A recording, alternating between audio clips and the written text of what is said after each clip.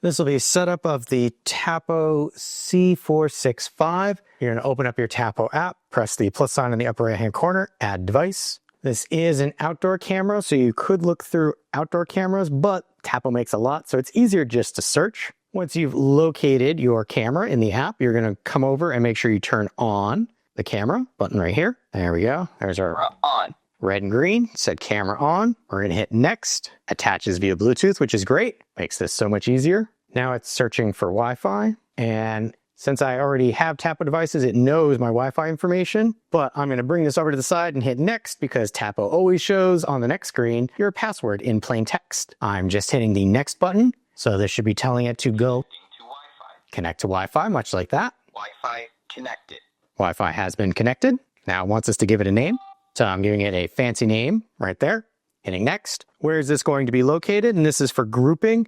We're going to leave it at the garage level. Hit next. You can select an icon for it, but you can always come back and edit this later if you want. So it does not have to be perfect. Something that looks like it, I can hit next. So setup complete. Sounds good. Do you want to start your free trial of Tapo Care? I don't necessarily need that right now. So I'm going to say got it. And saying to insert a micro SD card if you haven't done so already. When do you want it to check for firmware updates? I'm going to adjust this because I have a lot of stuff that checks on its default time there. Hit next. Close your port covers. Next. And then it's going to test your Wi-Fi signal and probably show you a picture of me. There I am right behind it. Not bad. Next. Kind of giving you some instructions. Don't do this. Don't do this. And next. Likewise, don't put it behind glass. Next. Optimal viewing angles. Next. And then kind of installation, where you should do it, where you should kind of put the solar panel at. And next. And then you should fully charge just before putting it out. So we're going to say next. So good, no, next. Magnetic base versus non, where you actually use the wall mount. So I'm going to say next because I'm just going to use the magnetic base, kind of giving you some basic directions for it.